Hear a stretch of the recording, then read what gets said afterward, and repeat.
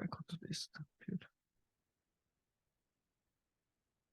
Yeah, cool. I think it works. Yeah, I think it works recording. Okay, cool. So let me start it. So today we are actually going to mention two few, I think it's three very important calculation questions, because actually during this class I'm not spending too much time on doing those calculations, but actually in the examinations you need to do some calculations. So that's why we have this tutorial to help you to see what exactly is going to be done to calculate all those terms. So let me briefly tell us what today is going to talk about. So first of all, the first very important calculation part is the air data part. So as you learned before, that we actually have 7 equations. That 7 equations is very important because they actually is calculating those main parameters during your flight. So they are important, and I will discuss it today. And after that is something that's about the air data sensor integrity, because this year I'm still thinking that whether we should like have a question especially focus on calculating the safety issues and how to help you to select or design such avionics sensors. Yeah, that's one of the questions. So I will also have another question on it. And after that is the third part is the straight dump system that related to the inertial sensor, because inertial sensor that you related to your heading and all the Euler angles and your attitudes, and that's also very important. So actually, we'll also have another question that, as you see our assignment, that could be pretty similar because the way is almost the same. Yeah. So try to think about although the numbers are not the same, but try to think about the way of the methodologies to doing so. Yeah. So that's it. So let me briefly start to review a bit about the air data and how to calculate it, all the things. So I will just briefly talk about this because actually you also have a lot of recordings in the before weeks, so you can find back the videos to see the detailed derivations. But I'm here is trying to tell you the flow chart. So for the air data, actually based on 3 measurements. These 3 measurements is very important. Yeah, it works. Okay. Yeah, these 3 measurements are very important. One is the total pressure, the other is the static pressure, and after that is the temperature, the total temperature. Yeah, we are in a lot of questions. It actually give you these 3 key parameters that ask you to calculate a lot of stuff. Yes, and here is the basic flow chart of how to calculating all the stuff. So in this right hand side, actually here is 7 terms. The 7 terms is usually what we're asking you to calculate it, and they are very essentially related to your aircraft operation and lots of stuff. And the right hand side, the number is how to calculate it by sequence. So firstly, you calculate this one, and secondly, you calculate this one. After that, you calculated the air density ratio in here, and in the end, you get the true airspeed. So the true airspeed is usually the last term you're going to obtain. So here is the 7. So basically, there has a lot of derivations. I will just quickly go through it. Here is the how to derive the equation, and we're following these procedures, and then we obtain these equations. These equations, if you look carefully, is that the given you the parameters that given you in the question is the PS usually, the static pressure, and what you need to calculate it is the height. So this is the first step you're going to be done during a lot of your questions. And then you also can calculate it the pressure based on this equation. This equation is actually a simplified version because in here there has a lot of numbers. They are actually constants you can find in a table or the given materials. So you put back those constants, and then you actually obtain this equation. you can directly use this equation to calculate it. So actually in your examination, I'm still thinking about that, whether give you this one or this one, but actually they are the same because I give you the table, they're actually the same. So after that, you actually can also calculate the vertical speed, which is related to this equation. And this equation, the unknown part is actually this one. So this one is usually also give you the change of the pressure. And because before you also got this one, the static pressure. So actually you already got two items on the left-hand side or on the right-hand side. And the height is calculated by before equation. And of course, you can directly calculate the difference, the change in height, which is the vertical speed.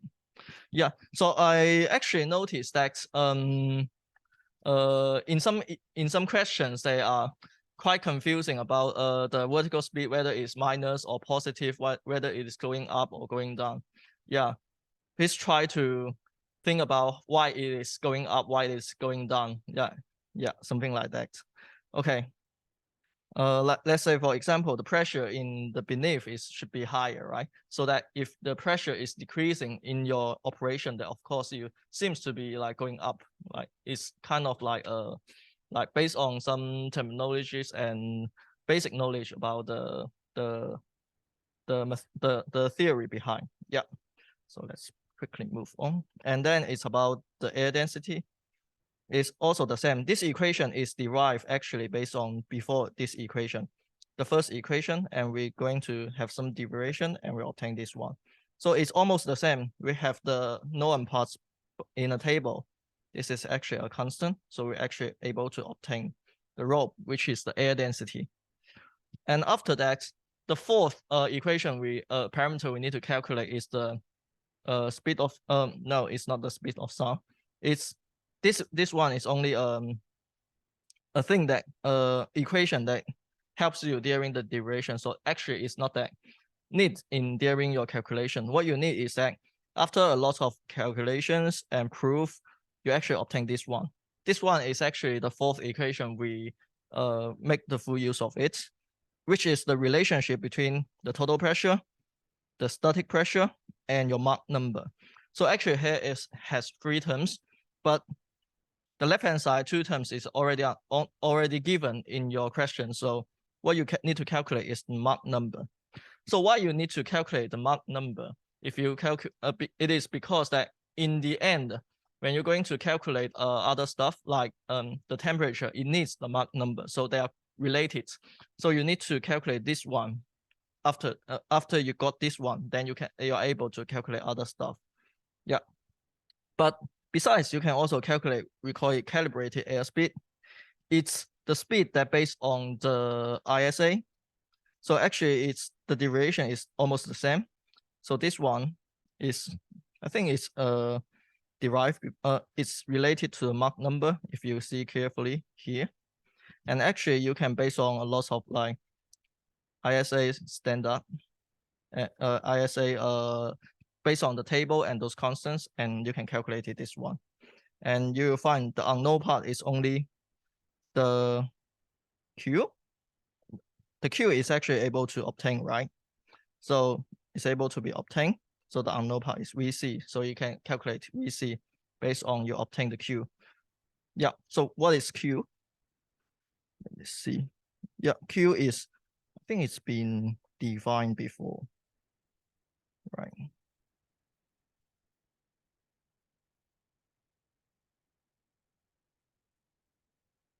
Yeah, it's not in this sign, but it's defined before you can check in the week's video. So after that, you actually in the end you are based on this equation to calculate all the stuff. And if you trying to like still, you can also based on this one. So Q is actually the term we call it like a dynamic pressure, something like that. Yeah, I remember that. Okay, so like this one, you actually can based on the very original equation and put back those constants in here, you can still calculate. But after that, the sixth one is the temperature. because you need to calculate the temperature so that you can able to calculate the true airspeed. So the temperature is related to the Mach number, which is from the step 4. So after we got the step 4 answer, and R is actually usually is given a constant by in the question. So what you have is this one, the total temperature, and then what you get is the static temperature. And okay, after that, yes. So after that, you are going to the final step. Usually is the final parameter is the true airspeed. So the true airspeed is, you can, by this equation, it's very easy. It's the relationship between Mach number and the speed of sound and your true airspeed. Very simple equations, but after some derivations and you extend the term because the A can be represented by this one, and then you're going to derive by this one, and you find actually inside here has a lot of constants. So if I'm able to give you a table of those constants you can put back in here, you can actually obtain the last one. So what you have is the Mach number, right? And other terms is actually already obtained, right? So it's not that hard. But of course, usually we give, sometimes we will give like a table about how the simplified equation that already put back those constants of this. So actually what you need is to find out which one is available, which one is not available. Yeah, because this one is available, this one is available, and something like that. And trying to find out which one is available and which one is not available. And step by step, you can calculate 7 parameters. Okay, here's usually the table I give you. So you can find a lot of constants in here.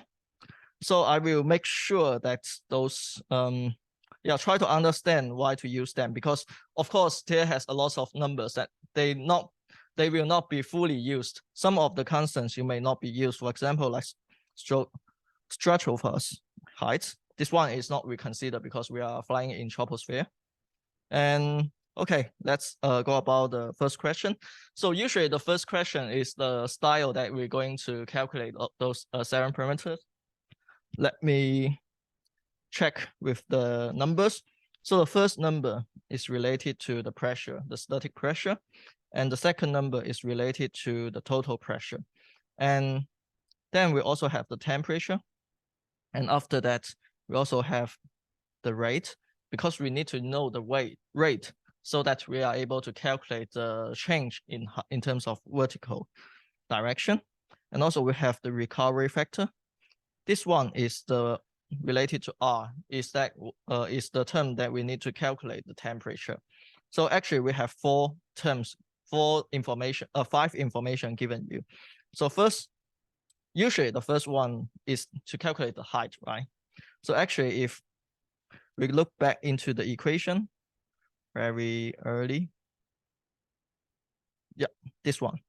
So this one is actually the equation we're going to be used, right? So the height is on this side. But if you're using this one, so trying to like notice that the height is on this side, you need to switch back into the left-hand side and switch this one to the right-hand side so that you can calculate, right? Yeah, let's start with this equation. So actually, what you need to calculate is if it is the height. So if you're going to write down the equation, so let's see for the first question. Okay, let me go back into a bit. So how about let's look at all 3 questions together. So after you got the height, you actually notice that it is the first equation. So the second one is we have a dot on top of it, which means the change of the height, which is also the vertical speed. So this one is the second equation, you know. And if you're going into the C question, it's about the VT is the true airspeed. This one is actually the 7th equation, which means that you will need the calculations in here is the three equations you will need to calculate. Okay, so let's go back into the first one related to the height. And if we're going to calculate some the air data related to the height, that's the equation we use is like this one. right? PS0, Li, and G0. Yeah, this one. This is the equation exactly the same as we see before. And let's go back into a bit about this table. The table I usually given you. So here is the sea level because we apply ISA parameters. So here is this one. And we also know the rate is like this one.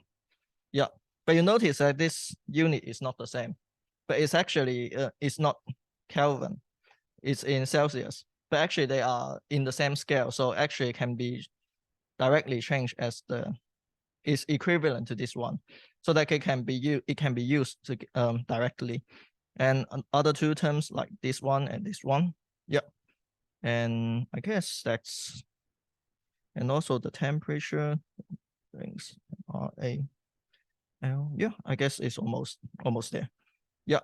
So here is the term we're going to use, this one. And yes, that's going to put back all the numbers to here. So if you remember, and you're going to find those numbers, and here is related to this one, and L is that related to the change in terms of height, right? So it's like this. So actually I just found out that I didn't upload this one, but actually they are almost the same. The procedures is the same. So you can directly looking at your assignments, it's actually the same because we also give you the three numbers. So the procedures is also the same. Yeah. So here is the unit is like this. We're going to calculate. One is the same. The pressure is what I give you, 50 kPa. So here, no. Let me use, yeah, great. This one. Yeah. So this one is 50 kPa, and below is the ISA standard, which is 101325. Yes. And then we have the explanation component, which is still the same, the change. And yeah, in the later I will eliminate the unit, but trying to remember the units, sometimes they should be consistent. Yeah. And after that is related to the RA. RA, what is RA? RA is actually this term, right? So you calculate this one, and you will have this one, 2, 9. Yes. And but this one, and in the end, you'll find you have a denominator of the gravity. Yeah, this one should be multiplied. And you have the denominator about the gravity, gravitational acceleration, and you have this one directly from the table, right?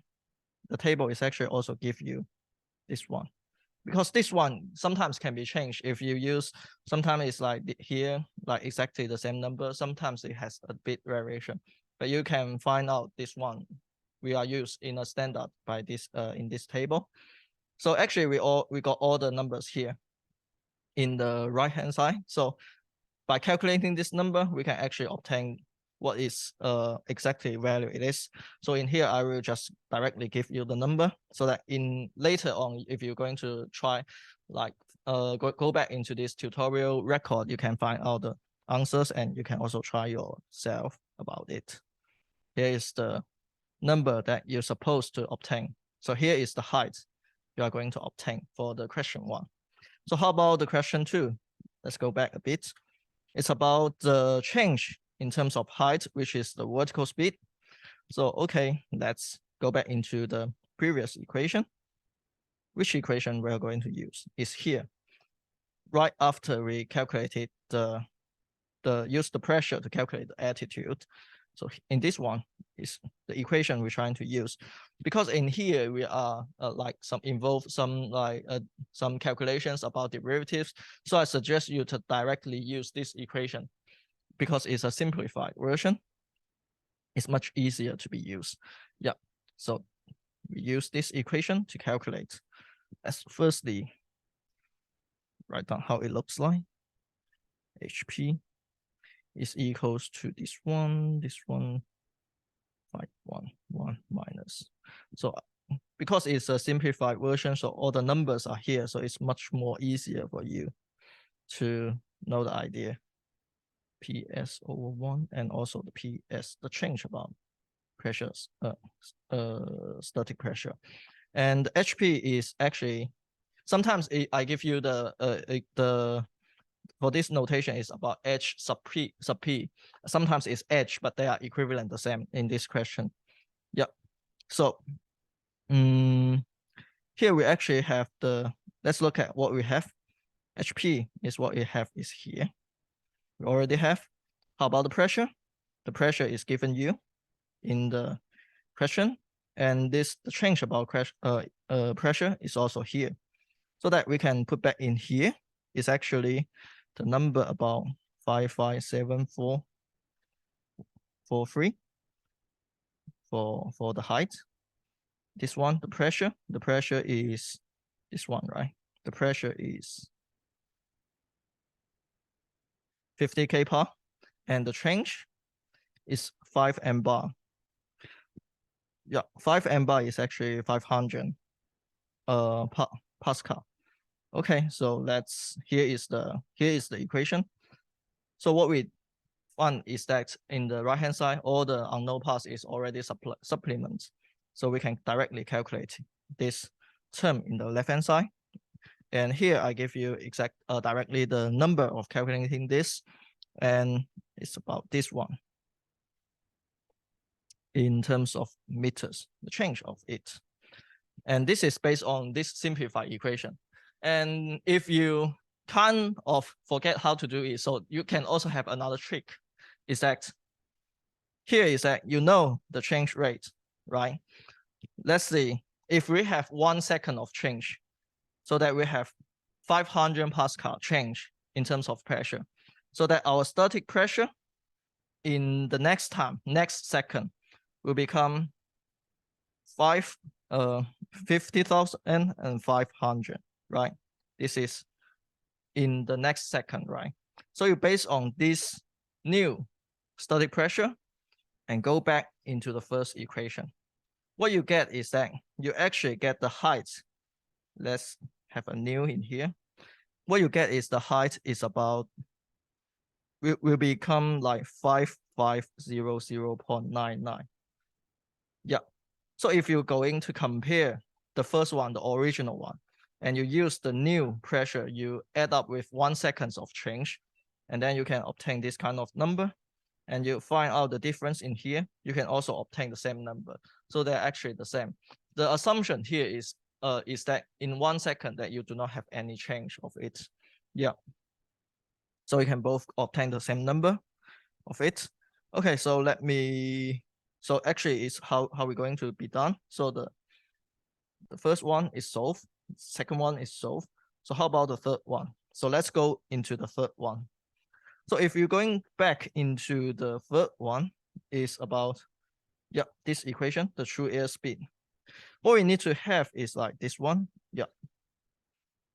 If you as long as you calculated the Mach number and the TS, which is the static air temperature, you can directly obtain what you get. So to get this, you need to use this equation and the first equation, right? So let's see how it works. So we need to calculate the Mach number, right? Let's go back into the third question. So first step for the third question is you need to know the Mach number, the M. Okay, if you need to know the M, let me use you can directly use this equation, but I will try to use the original equation that used for Mach number to let you know how to put those numbers in here. So if you go back into the pressure Mach number equation, it's this equation, right? So what you have is directly put this equation. You want to calculate Mach number. What you already have is these two items. So what you need to do is to make a little trick in mathematics. Is that you know the equation is look like this, right? That's the sometimes usually the case. I give you the equation that the unknown part, the number you need to calculate is in the right hand side. So what we do is do a trick to do some rearrangements. So actually the Mach number could become this one, and the ratio in between will become in here. Actually will be have a root of this one, and then I think it's should be -1. This one should be on this side, and after that is, yeah, you need to multiply by 5 because you have this one, yeah, and inside here you have the square root, so that you got this one, this equation. So you make some rearrangement, you can actually put those known parts on the right hand side, and then you can directly calculate. So what you need to do is to find the numbers put in here, right? So you write back those numbers you already have in here, and inside is actually the total pressure. Let's see, this one, and the static pressure, right? We already got the number. Total pressure is in here, given in the question, and they're all here, and multiply with it.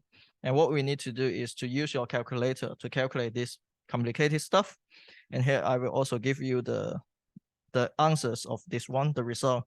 If you use your calculator, should be something like that. So during your calculation, the one thing is that there is a lot of numbers in behind, right? So actually you just keep at least 3 of them is okay. So for this one, if you say you directly use this number, should be okay because you approximate this one because this never ends, right? Yeah. So that's the part. Here is the Mach number we got. Okay, so here is the Mach number. So another part is that we need to obtain the temperature, right? But actually we can use what is that? We use this equation. Is that in the simplified version we have Ts, right? But the Ts also have the relationship with the Tm, which is the total temperature. So actually we can put in here so that we directly have the equation that related to the total temperature. We use this question, this equation. So this one and this one, they are actually the same. Yeah, just some intermediate like parameters are calculated and put back into the equation, this equation. Yeah, so we directly use this one. And what we do is again the same. We're going to write down the equation. It's like here, 20.6 Mach number. This is exactly what the equation tells us. So here, 1 plus R 0.2 Mach number and the square. Yeah, I think here is the equation. So if we look into the equation, the R, we already know. The Tm is also given in here. And the Mach number, we calculate it. So what we do is to put back in here is that the same number should be in here and multiply with the Mach number 0.6. How about that? I just keep 3 numbers in here, 3 digits, and then what we have is the temperature. Let's look back into here. So here is 250. And another very important issue is that when you're calculating the stuff, you need to remember is the unit is in Kelvin, it's not in Celsius. If you use Celsius, that has you will get the wrong number. Yeah. So we still going to calculate other stuff. We have the R is the recovery factor is 0.8. And we also put back in here 0.8. We multiply by 0.2 and we also multiply by the Mach number in here. Yeah, let's say 0.24. Yep. So actually the equation is finished and the right hand side is all gets, and then we calculate exactly the number. So what we get finally is 100 and this one, if you use a calculator. So that's exactly the number we have. But in some case, because you only keep 3 digits, so some of them you may have some approximations, has some little error, some parts you have another little error. So the number is not exactly the same, but that's no problem. I will also take care of this. And if, as long as all the procedures is correct, the number will not be deviate too much. So they are all accepted. Yeah. So here is the part about the air data. Yeah. So yeah, that's about air data. But of course, here is only the very simple like case that you're going to calculate a number. And during the examination, sometimes we will also ask you some questions, like open questions about what's your views on how you get those numbers and the meaning of those numbers. And there also will be asked. So they are not only the calculation, but also the some questions are related, to understand the reason behind of those calculations. For example, like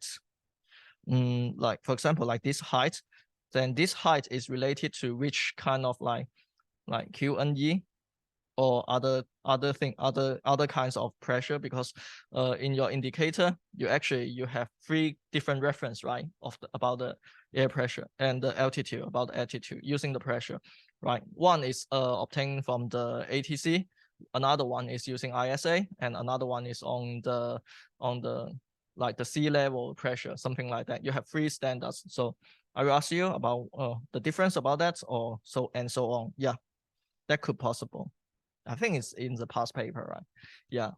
Okay. So before we going into the next one, and how about we have like 5 minutes breaks? Yeah.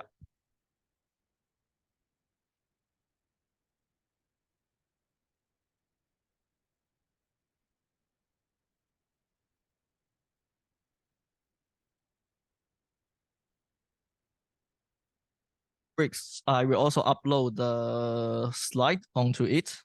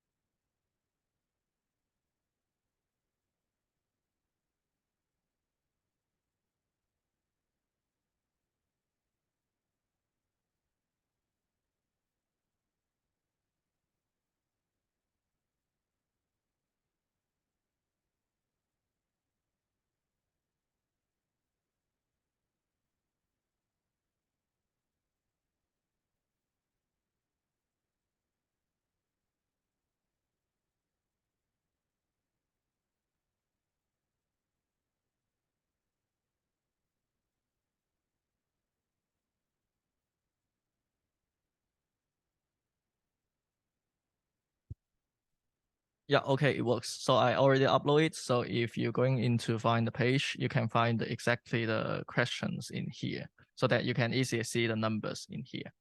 Yes. Let's go back into it. Yeah, great. So here we're going to talk about the air data sensor.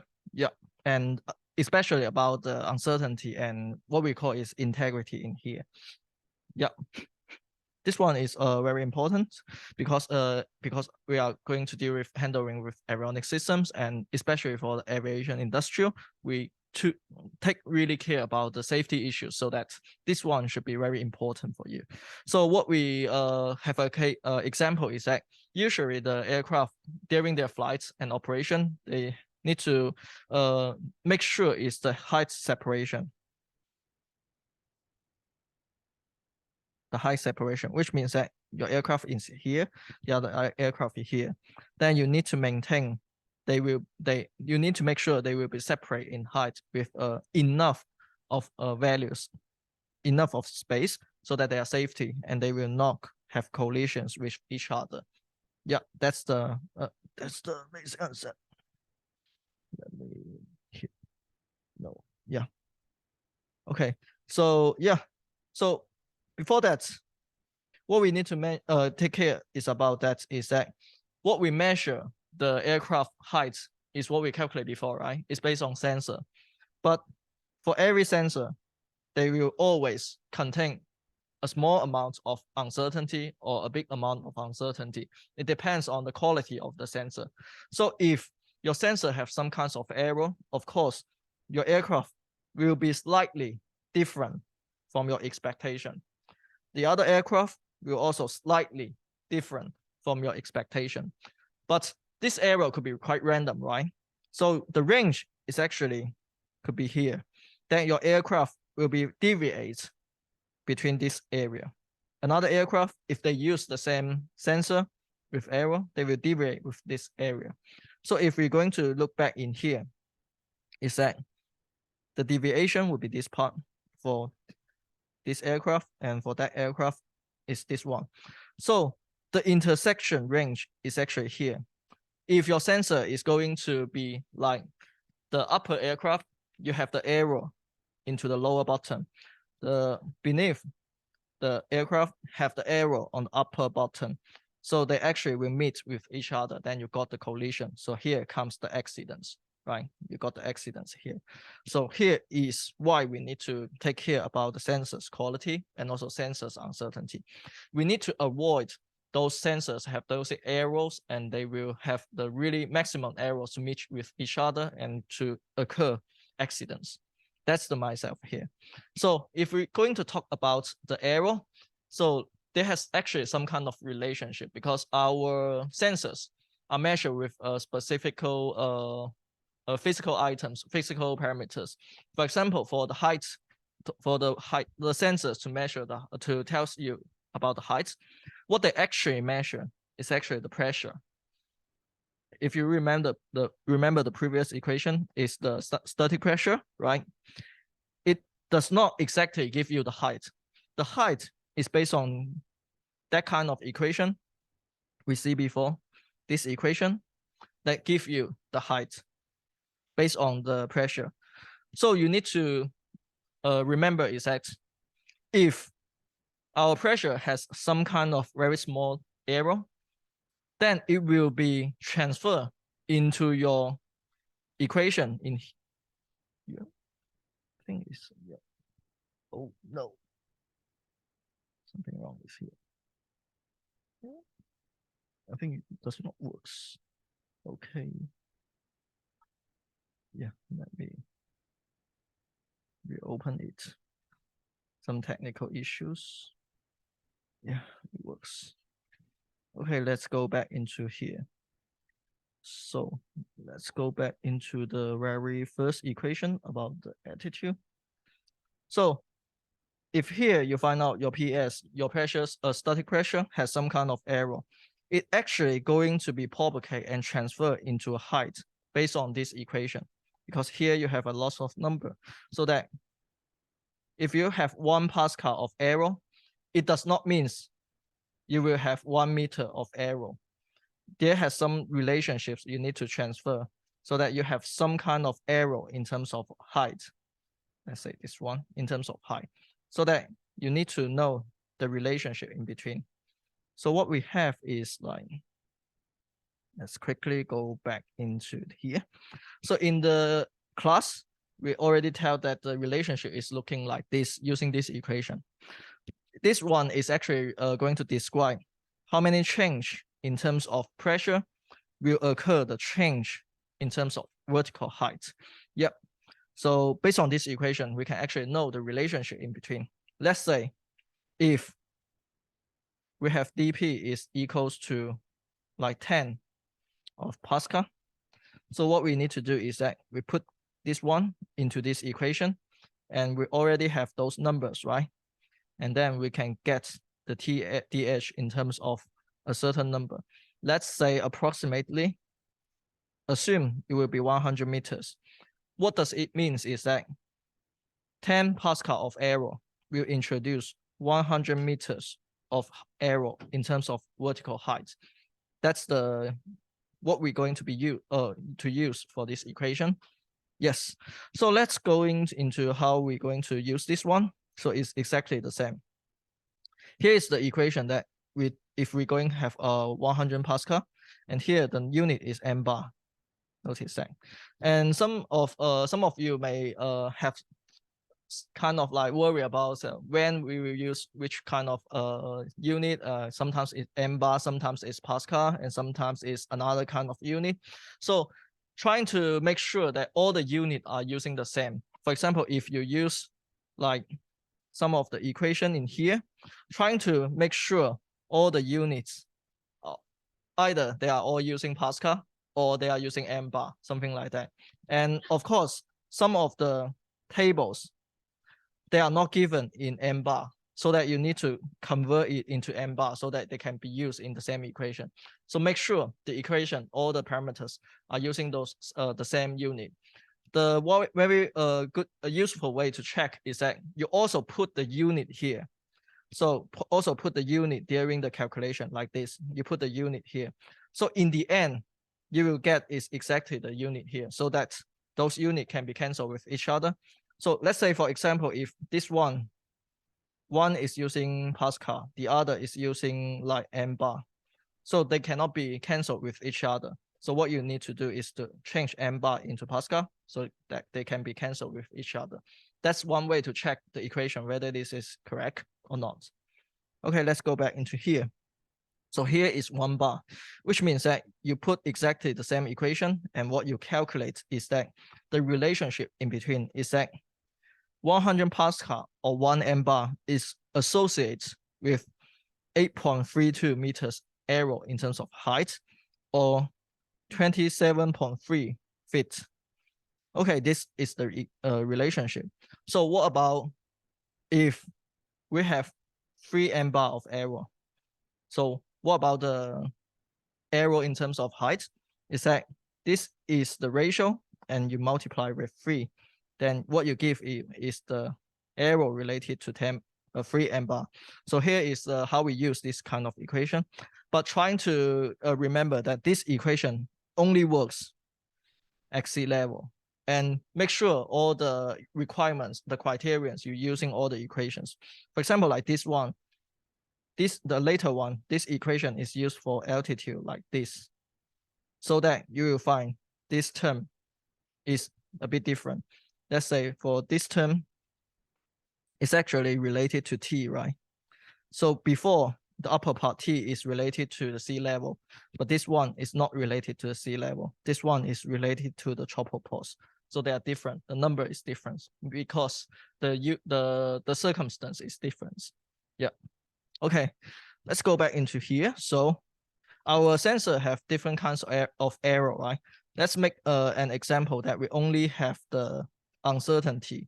So uncertainty, so sometimes we can describe it as a probability, so that it follows with, let's say, for a normal distribution, so that we can know if, let's say, 30 Pascal of error if we are going to describe with statistics and probabilities, they will relate it to a certain probability, right? Like for example, how much probability we will introduce that much of error. Like because based on that, we can calculate those uncertainty. So let me trying to use one of the questions so that we can know better about how to do so. So let's read about this question. So let's say under the configuration of ISA at sea level. So if you look at this, you know we are using the first equation, right? Because it's in the sea level. After that, the static pressure is tested with an uncertainty of 1K Pascal. We know that our uncertainty will be 1K Pascal, which means that what we here need to input is 1K Pascal. And it follows with a normal distribution. The variance is look like this. So that here I give you the hints that in case some of you are not remember is that, so what means what the variance of the normal distribution give you is actually that it have the probability that 99.7% of the noise will be bounded by 3 times of the sigma, which means that here our sigma is 3K part, right? For I think here is some is wrong. Yeah. Here is a 3 Pascal. Yeah, because our uncertainty is 1K part. Yeah. So yeah. So which means that 3K part is will be, let's say 99.7% of the error will be within 3K Pascal. This is the meaning of that. Yeah. Okay, let's go, keep going. Assume it is regulated. The height separation between aircraft is 1,000 feet. Here comes with the regulation and the requirements. The task. What we need to maintain is that the height separation is 1,000 feet. Then it is safety, and the safety is look like this. We need to make sure that 99.7% of the cases, which means the errors, no matter how it comes, and within 99.7%, they introduce in terms of height, will not introduce a crash under this of a requirement of 1,000 feet, which means that even though you have a lot of different kinds of error, but in terms of 99.7%, they will not introduce an error that large enough to crash within the standard of 1,000 feet. That's the mindset of here. Yeah. And yeah, it is protected, and we do not want a collision. And based on this height separation. So that's it. The question is look like this. So the first one is that, does this static pressure sensor is safe? This is the sensor we have before the regulation. This is the sensor we have. Yeah, let me clear it a bit. Yes. This is the sensor we have. The later part is the requirement we need. So the first part is the sensor. So that what we need to do in this question is that we need to make sure the sensor is good enough for the later description. So that's the question, what it means. Okay, let's go into how to calculate this. Yeah. So if we're going into yeah, here is 3 sigma. Yes. Okay. Our uncertainty is look like this. So the first thing is that we want to know how much error in terms of height will be introduced by this kind of uncertainty in terms of pressure, right? So what we need to base is on the first equation, this equation, and its simplified version is on this side. So let's use the original equations to be here. Yeah, the original equations to be here. So let's start with the first question. First one is that we know dH is equals to minus GRAT, and the pressure 1, and the deviations about the pressure. So if we're going back into the table, the very like before, let's see this table, or either you can use this table. They are actually the same. You're going back into this table and you can put back into the number. So here I will directly put back in here. So what you have is this one. This is the parameter over here, and you have a T.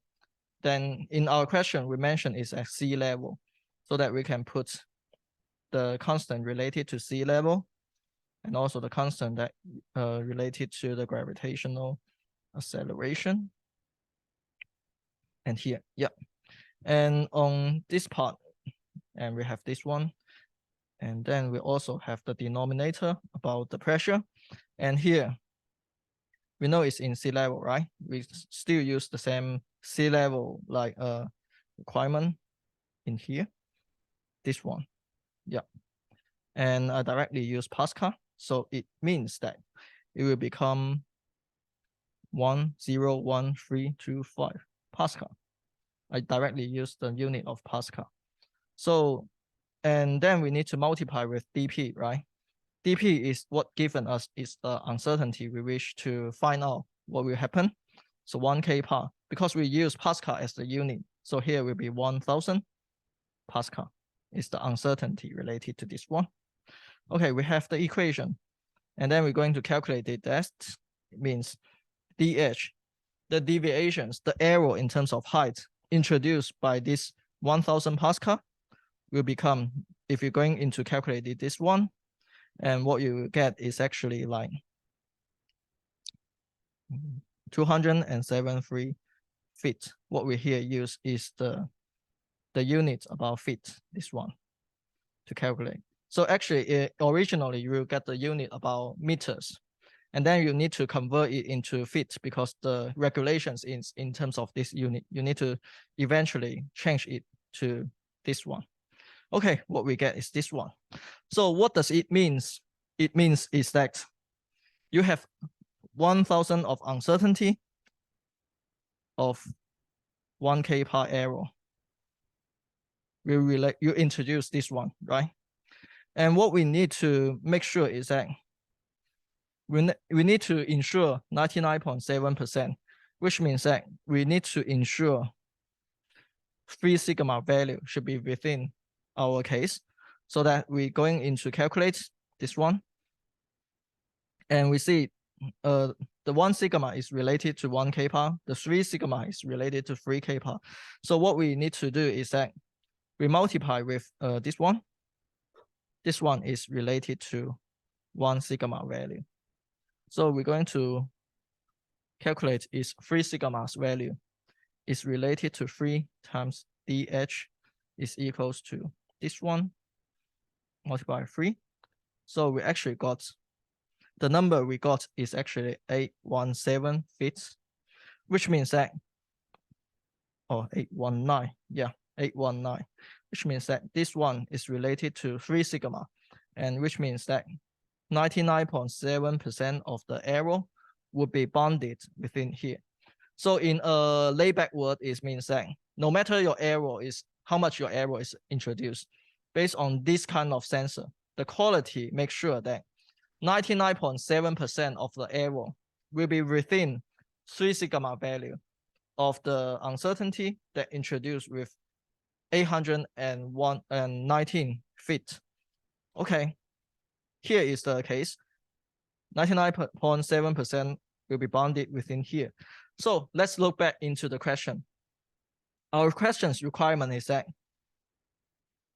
99.7% of the error should be within this one and avoid a collision. It means avoid collision, which means that if you go back into before, you need to make sure they do not have collision. It's in terms of 2 aircraft, so that the height separation need to be divided in half. So actually it becomes 500. If, for example, if you only make sure about one aircraft, but you do not take care of another aircraft, then could also be a problem. Yeah. So you need to divide it by 2 because you consider 2 aircraft. And then we're going to compare is that 819 feet. It's actually larger than our requirement, 500, right? 500 is related to 1,000 divided by 2 aircraft. They are higher than that, which means that we cannot guarantee 99.7% of the error will be within 500 because it already exceeds 500. So which means that we are not safe for this sensor. Yeah, we are not safe for this one. So how about the requirement? So how can we going to got the safe sensor? So the second question is asking about that. What is the minimum requirement about uncertainty to be safe for this case? So let's go back into this case. So here is that we notice that this one is looking like this. What we need to make sure is 500, right? So actually, which means that we need to do like reverse engineer is that we need to make sure our maximum error, our uncertainty related to 99.7%, which is 3 sigma, will be within 500. So what we to be done is that 3 sigma should be related to 500 feet, right? This is our requirement to fulfill those standards, right? So what we need our sensor is that our sensor can only introduce 1 sigma of the error or that uncertainty is related to this one. So this is the requirement for our sensor. Right, this is our requirement of sensor. Okay, cool. Here we got the requirement. So what we should do is that our sensor is only giving you the value about pressure, right? It's only about pressure in Pascal. So we need to convert this in terms of feet, in terms of Pascal, so that we can design this sensor or going to determine which sensor we're going to buy, right? And the equation is still this connection, still this equation, and this one is actually connecting with them. Yeah. So what we need to do is that we calculate the relationship in between. So if you're going into using the same equations and we're trying to calculate the relationship is that we have DH, right? We still have this one, RAT and G pressure, and also the deviation in terms of pressure. And what we can do is that we only calculate these parts. And what we actually obtain is that we have DH equals to 0.273 feet per Pascal multiplied by dP. This one is the relationship we get, the association between DH and dP, and based on a constant. So actually we can convert with it based on here. Is that our sigma is this one fit, right? And we're going to make use of this one, this relationship. So going back here, so that we can make a conversion, which is we're going to be divided by 0.273 feet Pascal, so that our unit can become Pascal, right? Okay, cool. So that's, we're going into use this one. And what we will need to calculate is here.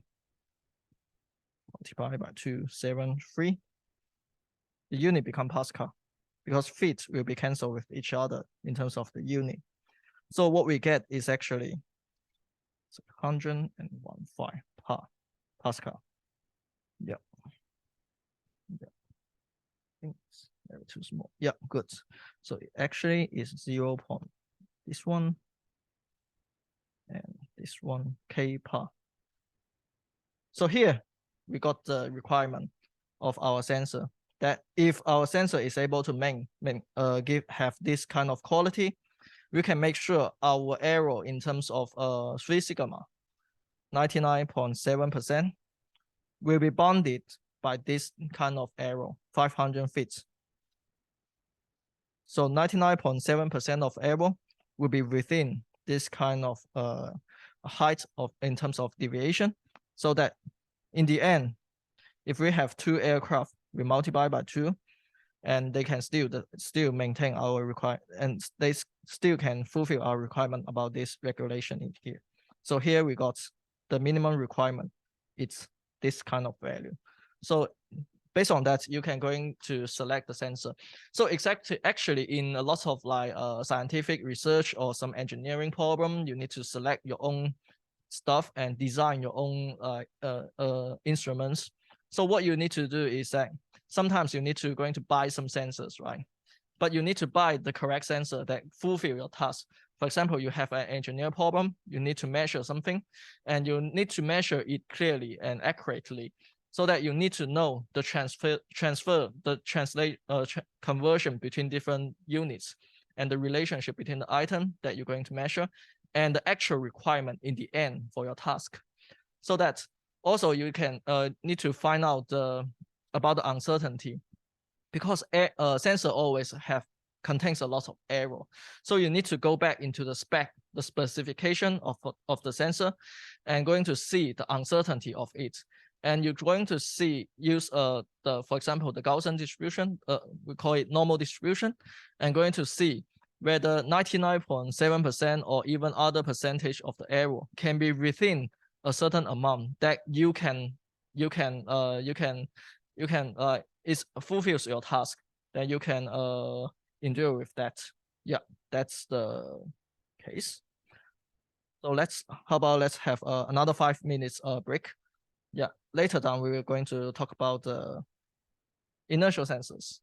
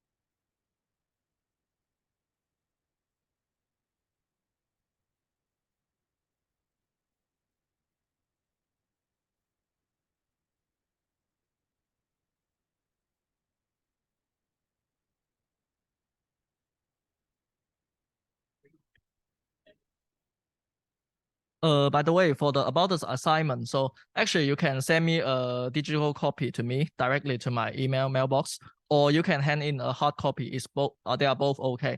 The hard copy can also be a print down of your e-copy. That's also acceptable. So there has multiple ways. As long as you can give the answer to me, then that's okay. Yeah.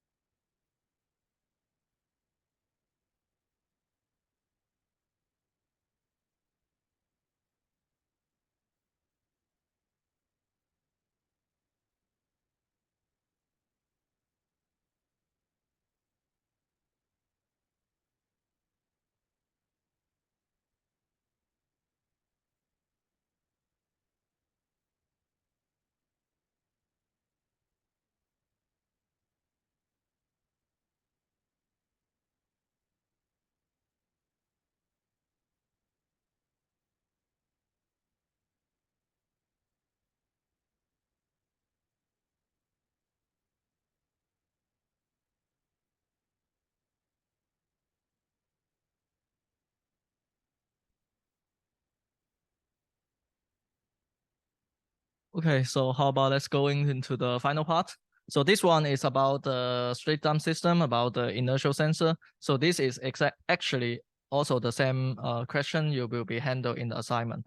So yeah, I noticed that a lot of you are going into the midterm, and some of the subjects may need to have a midterm examination. So actually, if you follow into the basic steps of those derivations and calculations, the assignments can be, I guess, will be easy to be handled by this one.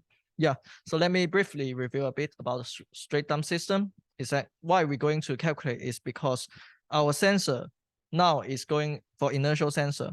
We are not going to measure in terms of a global, like in terms of the movement dynamics, in terms of north, east, or like west, or up and down. We are not going to measure this because the sensor are attached directly to the structure of the aircraft. And what it measures is that in terms of the aircraft structure, like the dynamic of it's moving forward, or the dynamic about moving on the sides, or the vertical up and down in terms of the aircraft unit structure. Yeah, so that we need to calculate the conversion between our aircraft structure and the words, the east, north, and up and down. Because in our aviation mission, in the flight mission, what we need to take care is that how much north we are going to fly, how much east we are going to fly, right? Yeah, that's the reason why we are doing so.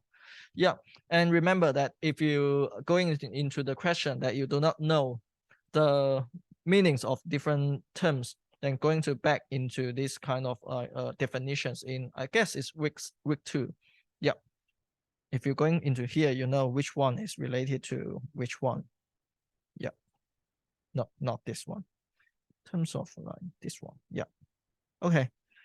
So, and also in terms of the angle, your angle, pitch angle, bank, which also yeah, they are also related to this one. The average and the other variables are used consistent to be same between this definition and our questions. Okay, so what in during our class we introduced that the attitude is derived based on different kinds of like equations, and what you need to remember is that we further introduce a term called quaternions.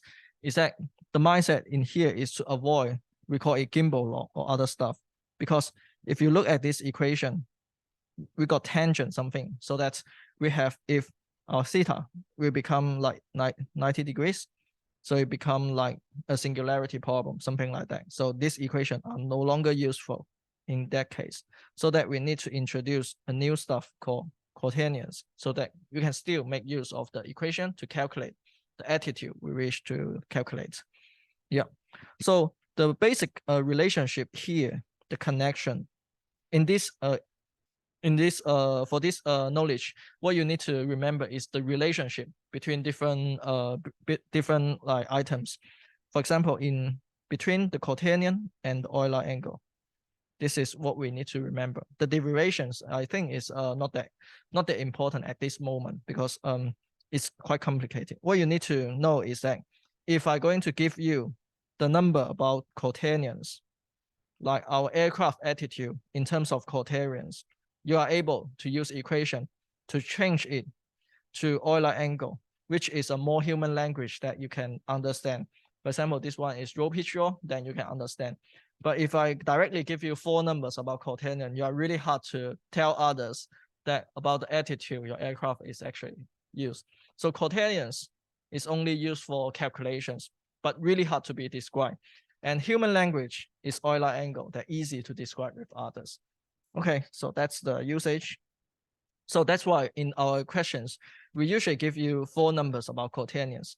Then you're going to, what you need to do is to convert it into a human language about Euler angles that you can communicate with others. So it's actually based on this equation, 3 equations.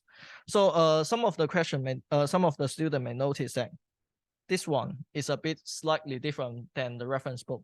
And this one is actually correct. This is the same as the Wikipedia and other stuff. And I think the reference book have a typo on there. Yeah, should be this one. Yeah. So you base on this equation to calculate, this three equation to calculate. Okay. And after that, we also introduce some like change in terms of time. For example, if you have a certain amount of time and you have like a pitch roll angle, you have the change rate in terms of, oh no, it's in terms of the x-axis, y-axis, and z-axis, the change rate or other stuff. And you can also calculate back how much change will be occur in terms of the quaternion, like this. So what you need to remember is this beneath this bottom line equation, which is that I give you four numbers of it, which means they are the attitude of your aircraft, right? This is the attitude of your aircraft, how it looks like. And this one, the matrix, is the change related to this one. For example, how much change, like P is related to the angular rate, the change in terms of certain axis. And then you multiply with the time difference, you got the exactly how much value to be changed in terms of that angle. And this change we put in here. And another axis, you have another change. And the third axis, you have the third change. And they will be combined, described in this matrix.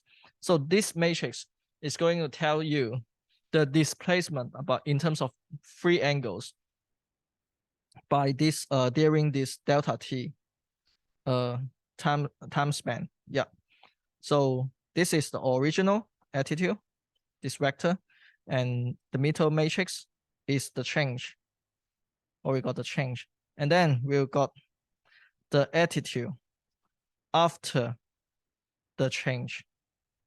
This is what we're going to get. So if you notice here is Tn plus 1, which means the next time what it will happen to our attitude of the aircraft. Here is the equation we use. Okay, so yeah, there also has another equation, we call it like DCM. DCM is a conversion between a different system. If you're going back into here, is that our accelerometers is actually describe things also in terms of the structure of the aircraft, like the forward, the side, up and down of the aircraft, but it's not aligned with the east, north, and west. So what we need to do is that we know the attitude of our aircraft, right? And we actually, based on our attitude, we can make use of our attitude to make sure those accelerometer can be converted into another coordinate so that it align with north, east, and west.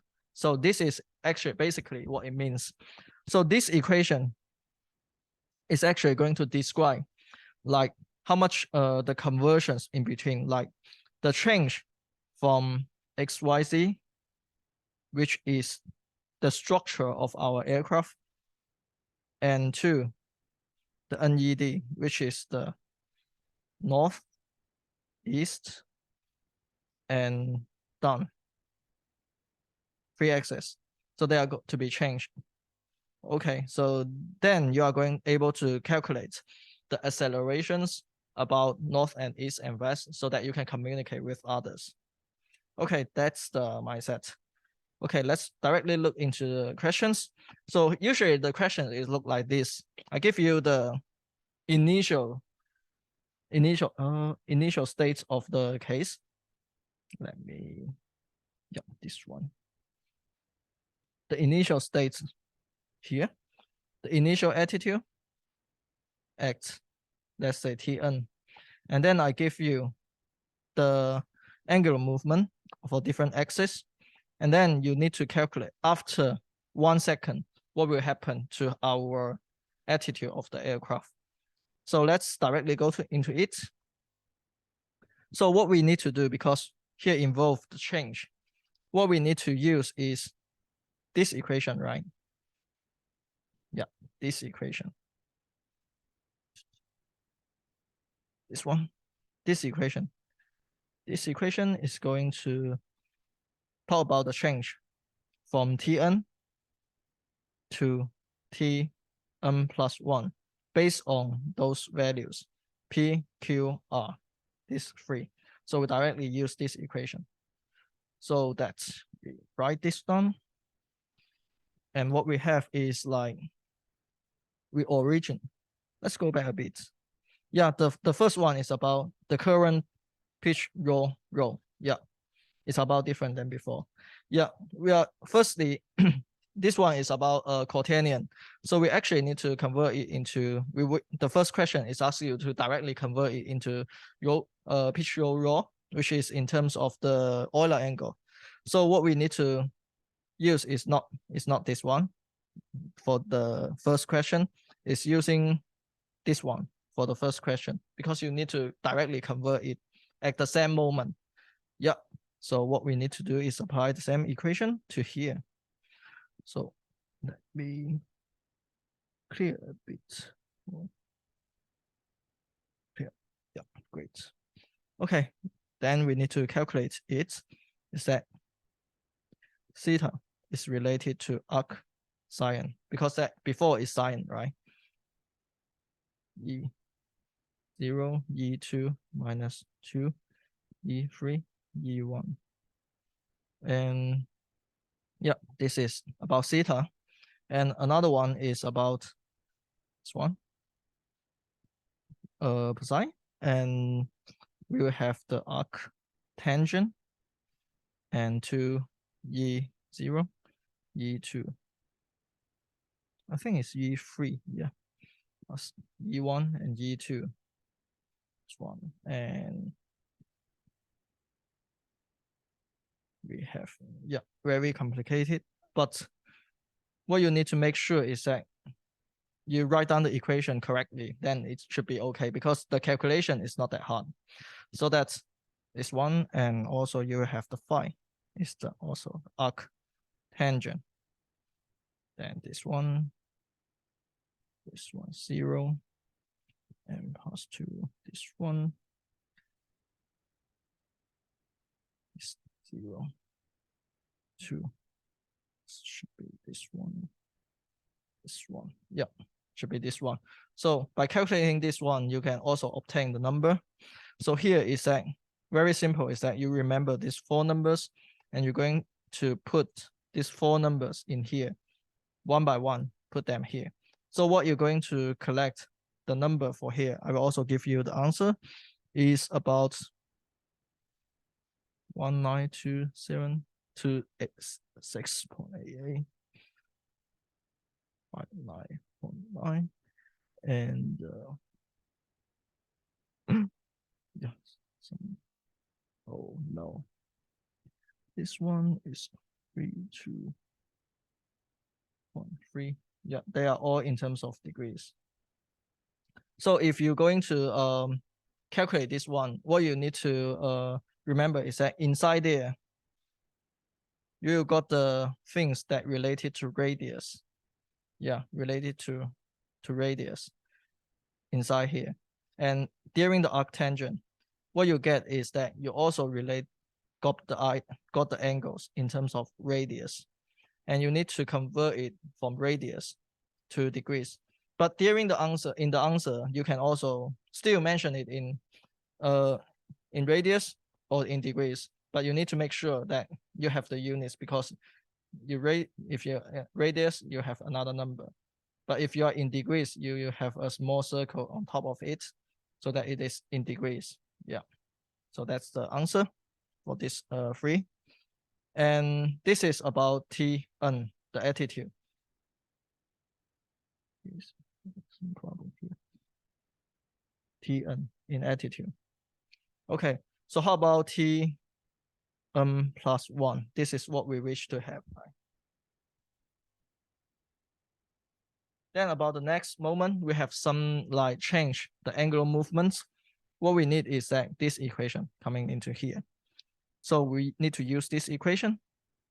So we firstly wish to, because we cannot directly calculate the Euler angle, we need is that we firstly calculate this one, the quaternion, after the change. Then we use this one and use back this conversion to change it back to the Euler angle into human language. So there are 2 steps. First step is using this one, this equation, to mention about the change. The second one is to use this equation, these 3 equations to mention about in the human language about the coordinate, the Euler angle so that you can communicate with others. Yep. And let me, yep. We're going to directly write down the equation like this, E1, E2, E3. So it's exactly calculated like this. This one, let's go back a bit. This one. And try to be careful about those positive and negative or positive signs. If that one of them are wrong, of course, the whole will not be correct. Yeah. So let me have this one. I think it's divided by 2. No, I think it's divided by 2. Yeah, great. Q divided by 2. And another one is R divided by 2. And let's go back a bit. PRQ. Yeah. So the first one is delta P divided by 2. And it's positive. And the second one is 1. And delta R divided by 2. And also positive. Q divided by 2. Also, I think this one is negative. Yeah. So the time is actually spent on make sure they are correct. Okay, they are correct. And then we have the Q divided by 2. QRP. Yeah. Q delta R. And this one should be minus. And we have 1.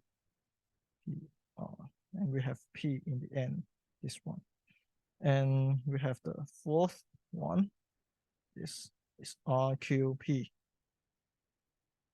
It's about delta R divided by 2. Delta Q divided by 2. Delta P divided by 2. But this is minus. And the end is 1. So that we write down the equation like this. And of course, we still have the quaternions related to the original attitude in terms of Tn. So that here we got T plus 1. So what we need to do is that before we have a lot of numbers, right? These numbers, let's say for example, like P, let's say P as an example. We need to calculate its delta P, right? So the time is related to P multiplied by time. So the change becomes like this. It's also given like this one, this side, multiply with the time difference.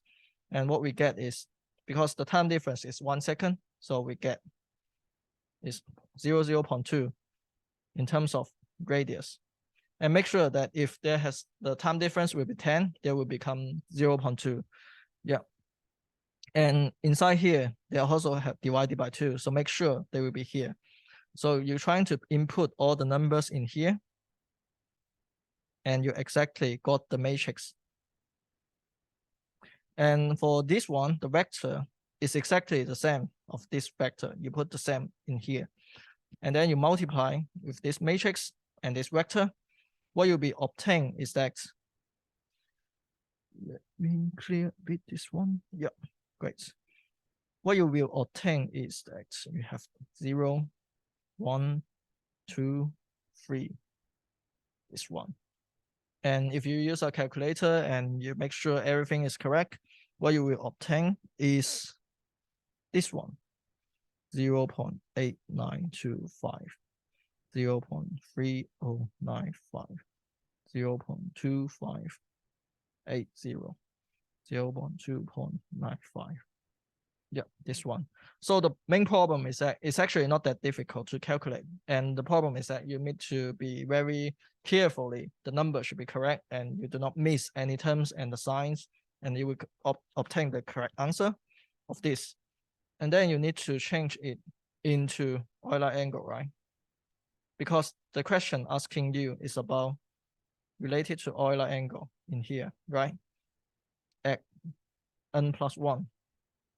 So what you need to do is that, again, you follow with the same 3 equations in here. And you calculate it again. let's say this one, you already got this one.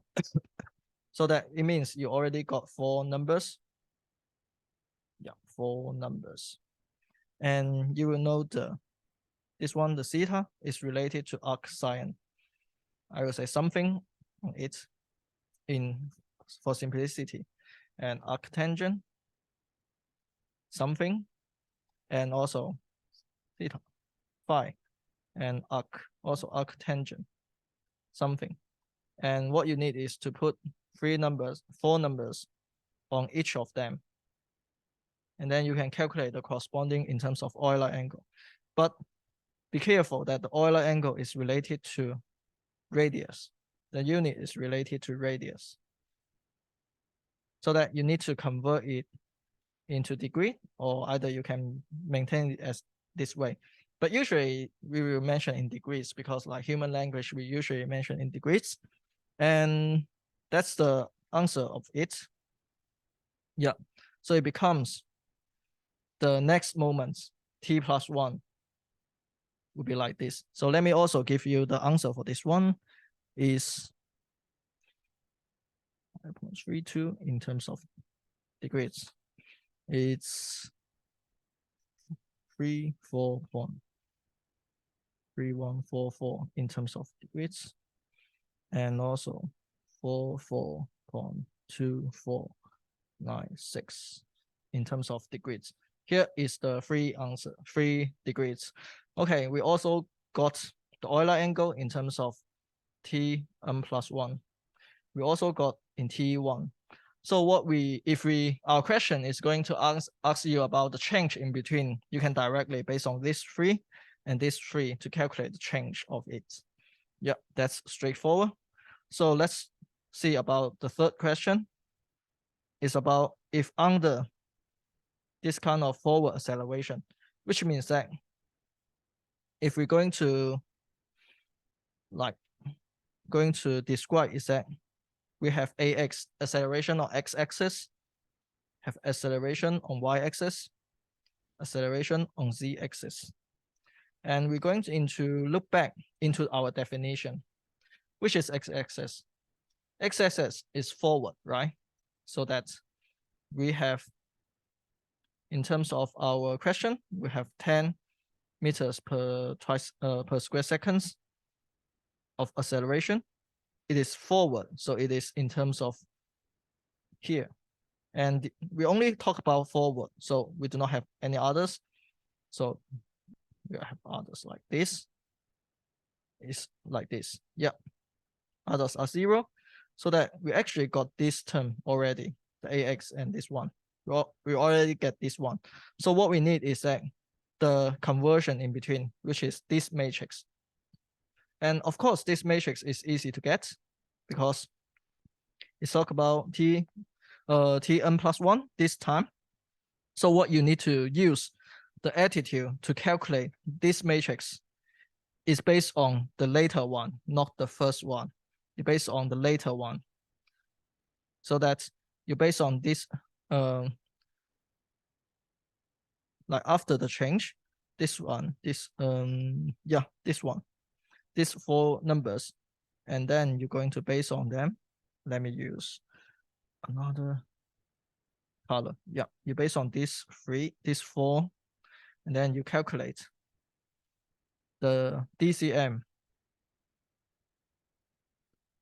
which is this one, the DCM. Yeah, DCM matrix. So yes.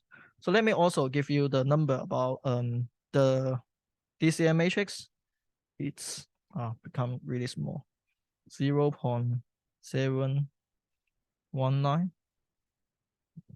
0.7 minus 0.3308 2143. Yeah, 0.666 0.5902 minus 0.4. The very small one. Yeah. 444 and Yeah, so that you can, after that, you can double check with your trying on these equations. Yeah, we got the DCM matrix is like this. And before we have this kind of matrix, so what we need to do is to multiply these two together. Become really tight. Yeah. So what you need to do is to calculate this one, right? So if you use a calculator, you can easily calculate these equations so that it gives you the answer about in terms of a N, a E, and a D is about 7 point this one and 5.337 and also minus 3.3.8, which means that your aircraft is have acceleration more on the N-axis on the north and less acceleration on the east. And also you are going up, it's not going down. Accelerating, going up, is not going down because D is pointing down and you have minus acceleration pointing down, so that you have going up. Yeah, so that's it. And great. Okay, I guess that's all about the tutorials. And this actually the three main stuff you need to make sure about it. And yeah, that's all about it. And I guess in terms of final examinations, you will also face with the same questions, but of course will not be that directly related to calculations. We also ask some like open questions that you need to explain how to show your understandings about how to calculate those different items. Yeah, that's all.